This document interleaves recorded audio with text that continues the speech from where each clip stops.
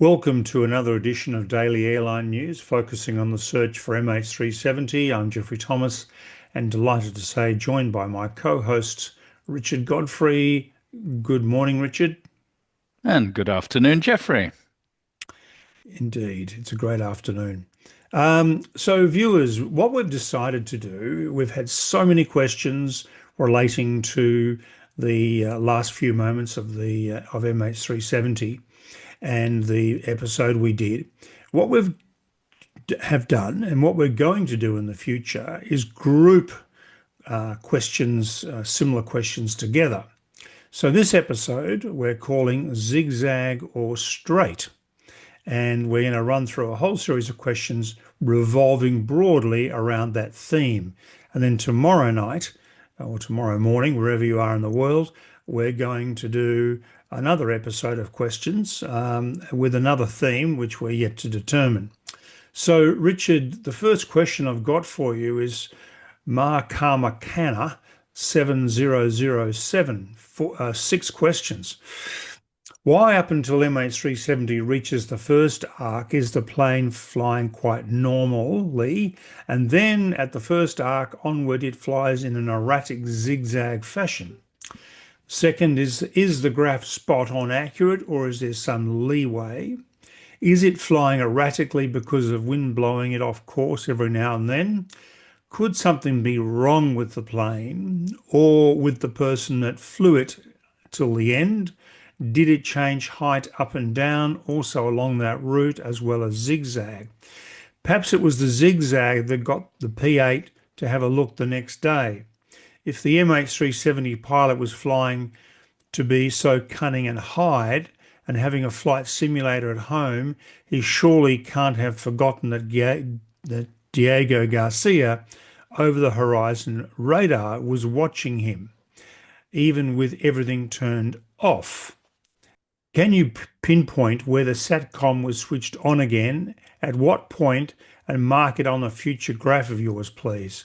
And from Tommy Linan 6887, why is the flight path not straight? So, Richard, over to you. Yeah, well, thanks, Tom Lee, that you asked one question. Very simple and straightforward. And Mark Makana, appreciate your 6 or 7 questions. So let's go through them. Number one, the aircraft was not flying normally up until the first arc. We're showing a screenshot of the initial flight path and the diversion point where it flies back over Malaysia and then out into the Malacca Strait to the so-called first arc. The initial flight path was being tracked by radar, ADS-B, ACARS, and follows the flight plan to the T. It is a straight line and very normal.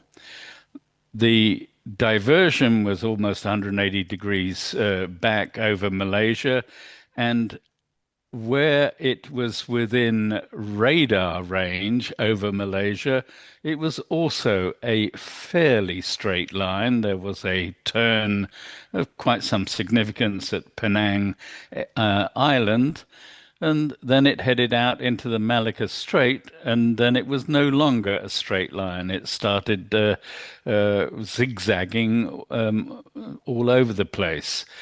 Question 2, the graph is accurate. Question 3, there were very light winds at that point in time.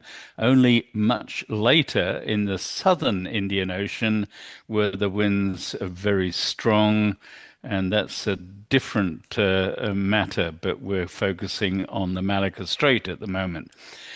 There is, number 4, no evidence of anything wrong with the plane. And number 5, there is lots of evidence that the pilot was highly experienced and performing with full mental capacity at the time. Number 6, there were 2-step climbs detected later in the flight, but no changes in altitude detected at this early stage. So after the diversion, which took place when the aircraft was at cruising altitude of 35,000 feet, Whisper doesn't detect any changes in altitude back across Malaysia and out into the Malacca Strait. And the point where SATCOM was switched back on was 18:25:27 UTC, and the SATCOM system was fully settled at 18:28:15 UTC, and we're marking that first arc on the diagram we're showing, and you can see the track of MH370 as defined by the Whisper data marked in red. Mark Vesley, 2878, Richard Jeffrey, great work as usual. If the search had centered in the southern Indian Ocean at the start, not the South China Sea, could a more exact location with floating aircraft debris have been spotted by search aircraft and ships before the two major low pressure systems came through the southern Indian Ocean? Yeah, very good point, Mark. The first of those two major low pressure systems was already coming through on the 8th of March, so that would have made things difficult already. But quite obviously, if the aerial and surface search had started in the southern Indian Ocean already on the 8th of March, then I think we would have been much better off and know a lot more than we do. So that delay was, I think, quite significant. It was critical, really, wasn't it? I mean, Yeah. to start searching in the area where we now believe it is 20 days later makes a hell of a difference. Yep. But so a nice comment, Richard, from Andy Beckett, 4480. Hi, Richard. I admire you for your hours of work and unstinting dedication to the hunt for MH370. I completely understand that there may be knowledgeable and technically competent folk who are prepared to spend time studying the evidence and then raise questions regarding your Whisper work. What I can't stomach are those individuals who, without any sort of in-depth review of your findings, nevertheless dismiss your work out of hand. Yeah. Oh, well, thank you for that, Andy. There are some individuals who are guilty as charged by you, but there are also, bear in mind, other individuals who do take the time and they write papers or they write articles which they publish, and they explain in some depth why they think Whisper doesn't work. And we're going to devote an episode to their very reasonable and rational concerns. So, yeah, I agree and thank you, but I also listen to the critics. Skip Fisher, would you consider examining what we know for sure about the plane's position from the seventh arc to its estimated crash site as you did today's presentation? I would like to know what positional errors we know of in the development of the proposed crash site. I so appreciate what the three of you are doing and the professional way you are going about your work. Well, Skip Fisher, very kind. Thank you. We're showing a screenshot of the crash location probability map, we call it, with a circle radius 30 kilometers. Whisper provides a position update every 2 minutes. An aircraft at 500 knots will fly, well, that's 926 kilometers in 1 hour, or 30.8 kilometers in 2 minutes. So, we could be just simply out by 30.8 kilometers because we're only looking every 2 minutes. we estimate the ground speed on the chart we're showing. It's in the white label at the bottom in fine print. Uh, the ground speed 339.5 knots at the crash, and the vertical speed of minus 1,722 feet per minute.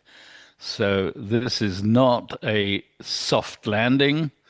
It is not a complete nosedive vertically, but a vertical descent at 1,722 feet per minute is going to be a nasty crash. The position of the aircraft each 2 minutes is calculated using the exact position of the relevant whisper transmitters and receivers, and that's calculated to 6 decimal places. The calculation of the intersection of multiple whisper paths is calculated to 4 decimal places. But the whisper receiver integrates over 110.6 seconds, so the overall accuracy of whisper is only to the nearest 30 kilometers. Hence, we have the 30-kilometer radius on this probability map. Mars Aussie, is there a way whisper can be made live or delayed, as in it's able to see the position of any plane wherever known or unknown positions of all objects as soon as the whisper data is updated to the database? How delayed is the live data and the upload to database delayed? Is this possible now, or does it need something fundamental to be done tech-wise? Yeah, it needs something fundamentally to be done tech-wise. Nice idea, Mars Aussie. But each radio amateur at the moment decides when to upload to the WhisperNet database. And some do this automatically on a pre-programmed timing cycle. Others do it manually. So Whisper is not a global, instantaneous, real-time system at the moment. The purpose of the WhisperNet database was the study of the propagation of wireless. So it was designed for a different reason. It wasn't designed as a global real-time radar system.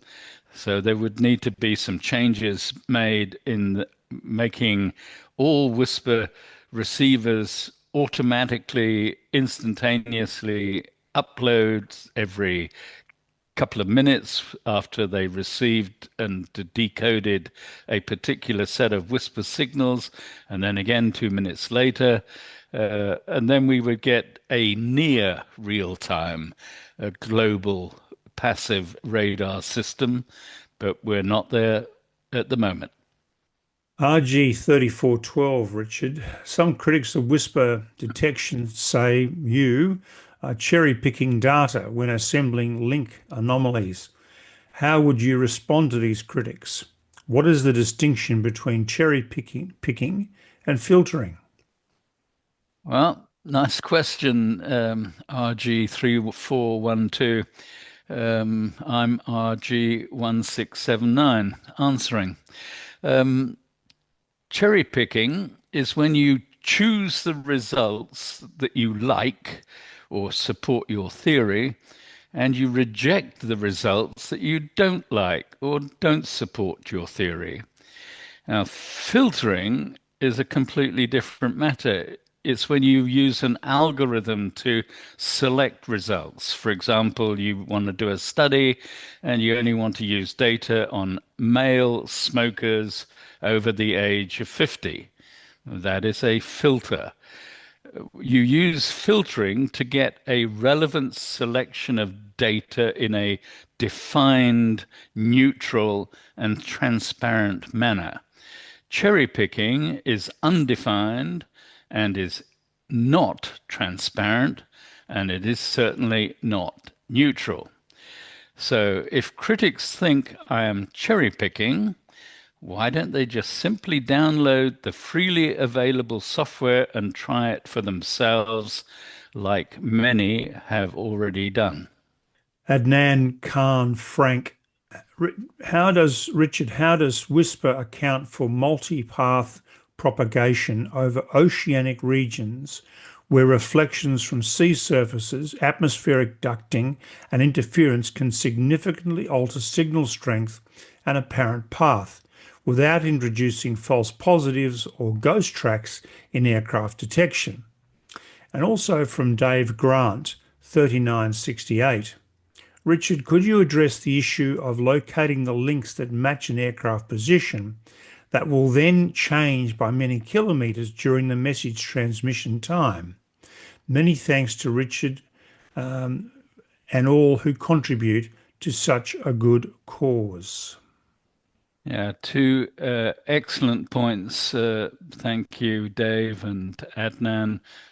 There are a large number of dynamic influences on ionospheric propagation of a radio signal. The IEEE has 51,400 papers on the subject of antenna and wireless and propagation. I haven't read them all, but there's a lot of data and information out there.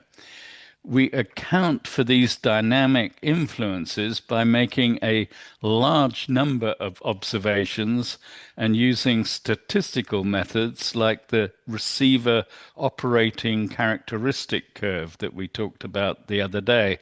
So thousands of observations of thousands of aircraft over thousands of days. And the conclusion, WSPR is a noisy sensor, but it also contains useful data, and especially in cases like MH370. So we take into account all of the noise and the fluctuations and the dynamic processes going on in the ionosphere and effectively smooth them out in the WSPR receiver with the coherent integration time of 110.6 seconds, and then in the results by applying standard statistical methods over a large volume of data. Paul 6370, Richard, says Paul 6370, Richard, he says, as a radio amateur myself, I'm fortunate enough to understand a lot of the rationale with WSPR, and you have presented very good evidence as to this being as accurate as possible given the data in the public domain. In fact, it is light years ahead of some of the other fanciful theories of where the plane went. So very well done. I continue to be fascinated by the depth of the work you are carrying out into this tragedy. Yeah, Paul, a very kind comment, but there's a lot of work still to be done because there are a number of people out there who are not yet convinced. So we're going to carry on, and it'll take, I think, several years before WSPR technology comes into the mainstream of science and technology developments. And I think in 3 or 4 years from now, we'll start to see a wider use of WSPR in global passive radar systems. Mind you, Richard, finding MH370 where you say it is would catapult that timeline, I would say. I think it might generate some interest, yes. Some. Stephen Reed, 8732. Hi guys, fascinating episode. Richard, you mentioned turning the SATCOM off but then back on again to potentially avoid being seen by other aircraft. Have you been able to detect any movements or turns by MH370 that you can possibly attribute to avoiding another aircraft close by? That's a good question. Yeah, very good question, Stephen. And the answer is yes. There was a Singapore Airlines flight from Singapore to Johannesburg that was detected in the vicinity of MH370 using the whisper analysis. It's in the papers we've written on the subject. And MH370 did change course at that point to avoid the Singapore airline flight. So it was probably on a very similar altitude and flight level. We know also of two other flights that came close to MH370, including Captain Martin Smith's colleagues from Emirates on the day before, on the 8th of March. They flew a flight path from Australia to the Middle East and crossed the flight path of MH370 again around waypoint Mutmi, but they were running on a different schedule because they were delayed in departure. Captain Martin Smith's flight the next day was left on time. There was also another flight from Australia to the Middle East, and Captain Patrick Blelly and Jean-Luc Marchand identified this other flight. So there were a few aircraft around, and the only one I know about that detected MH370 and avoided it, or vice versa, was the Singapore Airlines flight. There was, however, no report from any of the Singapore Airlines or other flight crews on that evening of the 8th of March when they were flying across the Indian Ocean. They did not say that they had identified any other aircraft in their vicinity, which shouldn't have been there. Mike Yankee Charlie 4717. After fuel exhaustion, the ram air turbine kicked in, not the APU. Other than that, a great job. Well, Mikey, sorry, but both the APU and the RAM kicked in. The APU comes on automatically. It takes a little while to get up to speed and start generating electricity, but it comes on automatically when electrical buses are lost from the generators in both engines. So at fuel exhaustion, both engines flame out, the APU kicks in automatically, but if fuel is exhausted, then there's only a little bit of fuel left in the pipeline to the APU, quite a long pipeline because the APU is in the back of the aircraft, but it doesn't last that long. And then the RAM air turbine, the RAT, will kick in automatically as well, and that supplies a sufficient electrical and hydraulic for a emergency operation of the aircraft. It's not the way you would choose to operate an aircraft, but it allows you to fly it and to do the key things you need to. You then normally try to attempt a emergency landing at the nearest airport. From Cosmo G-Man, has the Whisper method ever tracked a flight where the departure and destination locations were unknown prior to the tracking?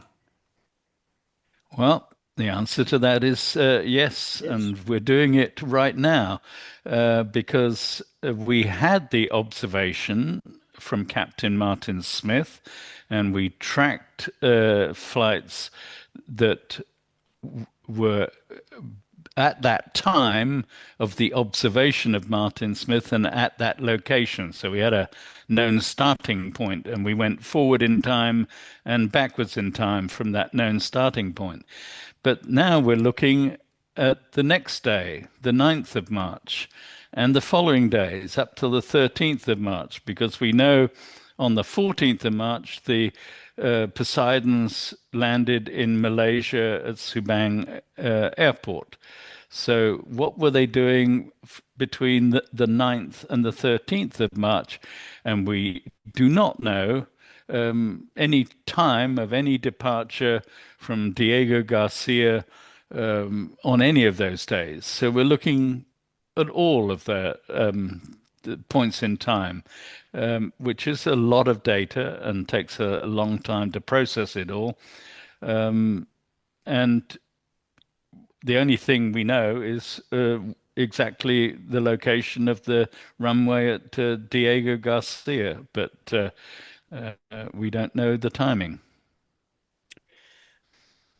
Good stuff. I can't wait to see what went out of Diego Garcia the day after Captain Smith's sighting. That'll be fascinating. There was a lot of activity.